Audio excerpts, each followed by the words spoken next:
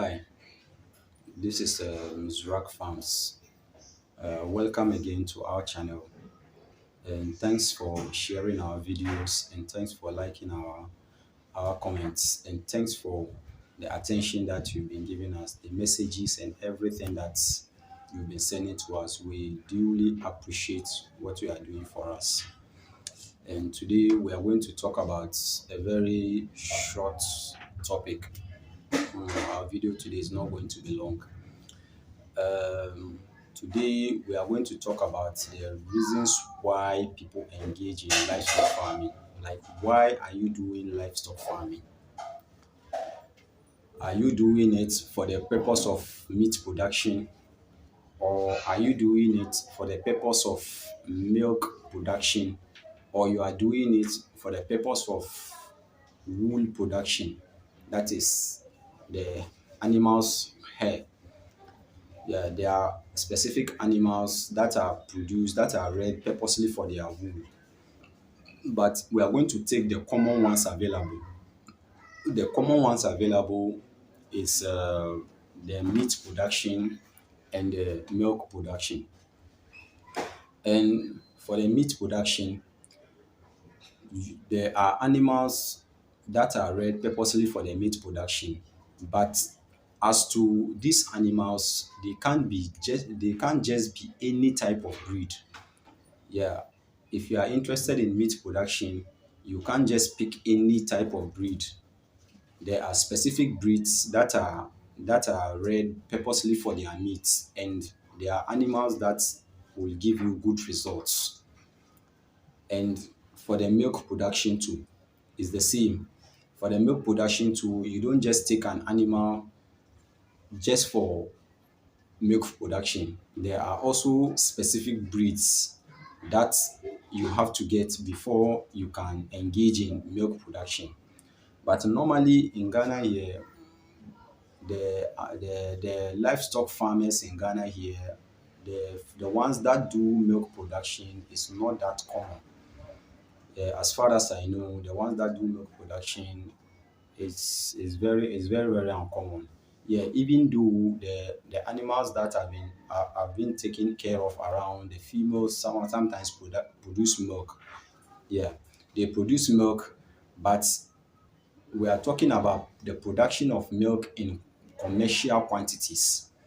So if you are going into livestock farming purposely for the production of milk, and you are doing milk production for the like in commercial quantities, there are specific breeds that you are going to get to give you that commercial quantities of milk. Yeah, there are also special breeds. And in our subsequent videos, we are going to do the types of breeds that we have in Africa and other places. And there I'm going to emphasize the type of breeds that are for beef production or for meat production, and the type of breeds that are good for milk production. So now let's look at the business aspect of livestock farming. Now we are going to look at the business aspect of livestock farming, because most of the times the engagement in livestock farming is just for making profit. Yeah, even though others too is also making profit, but they have their own special reasons. Whether it is milk production, whether it is meat production, they have their own specializations in doing livestock farming. So when we look at the business aspect of, let's look at the business aspect of the meat production. So for the meat production, as I said earlier, there are specific breeds. There are specific breeds that you are going to get for the milk production. The animals, they are so they produce meat so much that they give a lot of profit. In terms, if you are selling meat, they are going to give you a lot of profit. Yeah. So the business aspect of this meat production, that's if you buy the animal and you are a butcher, You slaughter the animal. If the animal if the animal is an animal that is reared purposely for meat production, you are going to get good returns because they have a lot of meat and you are going to sell and get more money out of it. And the same way too, alongside the beef production, you are going to have people who also require the companies that also require this thing, leather.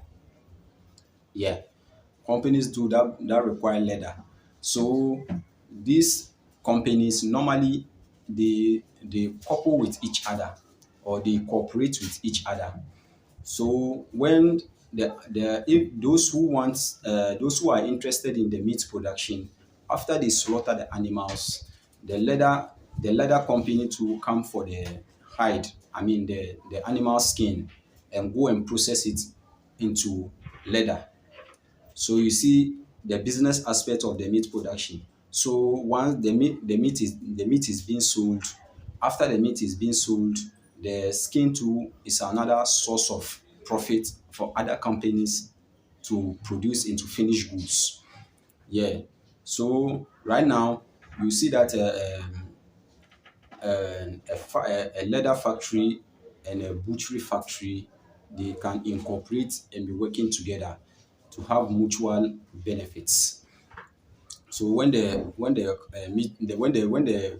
meat factory get their meat, the leather factory too get their leather out of one single animal. So the meat and the leather. So you see the profit comes from the meat and another profit too comes from the leather. So you see the business aspects of the beef production, and there are a lot more, but I'm just mentioning the other ones. So the next one is going to be the milk production. Now, the business aspect of milk production is, you see, there are a lot of products in this world today that milk is being used in making them. Yeah, there are a lot of products in this world today that milk is being used in making them.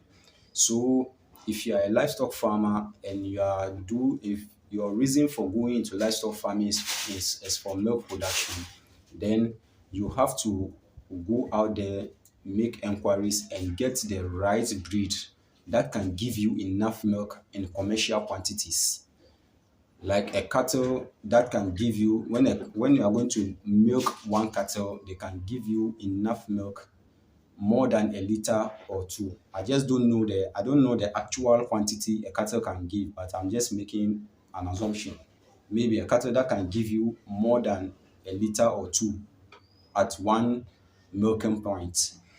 So the lucrative aspect of it is that now the production companies that produces dairy products, now the milk, they use the milk as their raw materials. So if you're a livestock farmer and you engage in livestock farming just for milk production, now the milk that you are producing is now the raw materials of the companies that produces dairy products. So now where you are going to make profit out of this business is sometimes um, livestock farmers who do purposely for milk production. Normally, some of them they merge with companies that um, that produces use milk in doing their products. So it's either they merge or it is the same company. It is the same company that builds a livestock farm purposely for production of milk, and they use that milk for their raw materials. So you see, if the company does not own the farm, now the farmers that produces that milk, the companies are going to buy the milk from those livestock farmers. And if they are buying, they are going to buy it in commercial quantities. And it's going to be a good business for the livestock farmer too. And it's going to make immense profit for the animal. And I should say that the milk production is much more lucrative. That is, I'm making my own, for my own analysis. I see that the milk production is much more lucrative than the meat production. That's my from my own point of view. I don't know of others, because in terms of milk production, when you have you if you have 100 cattle and they are producing milk, that 100 cattle can be there producing milk for you in a span of 5, 6, 7, up to 10 years. Some cattle can be there up to ten years. You see, the cattle can be there for 10 years and still producing milk. I don't know their lifespan, but it means that the cattle are not slaughtered. Yeah. So if you have like 100 cattle, unlike the beef production that you have to slaughter, maybe if you are not breeding them or producing them, anytime you slaughter and you get your profit from the meat and you sell the skin to the leather companies, it means you have to go out there and buy another animal for that.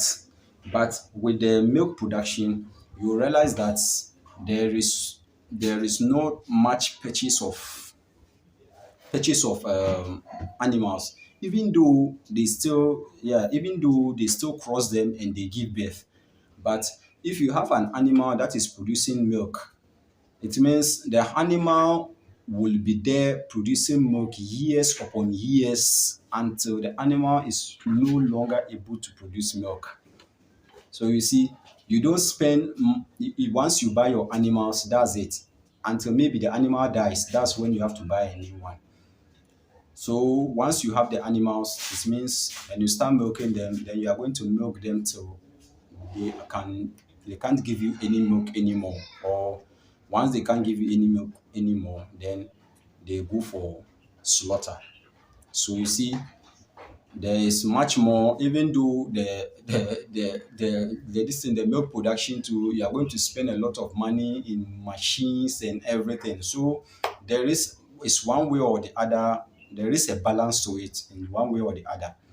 So I think for this Africa, or I should say Ghana, the most ones that Ghanaians do is for purposely for meat production.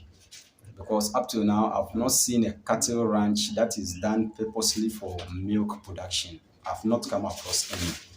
So I think it's high time Ghanaians to we start doing our livestock farming purposely for milk production. Even though the equipments involved are this thing are capital intensive. The equipments involved are very, very expensive. You can some you can purchase them, or you have to use manpower. All involve a cost. Yeah, all of this has a cost that comes with it. So you see, this affects, if I should say, these are the reasons why most people engage in livestock farming, either for meat production or for milk production. There are other aspects, either for leather or for wool production, and there are other aspects too. But the ones that I know, that's what I've explained today. And I'll say thank you very much for having time to watch my video. Thank you.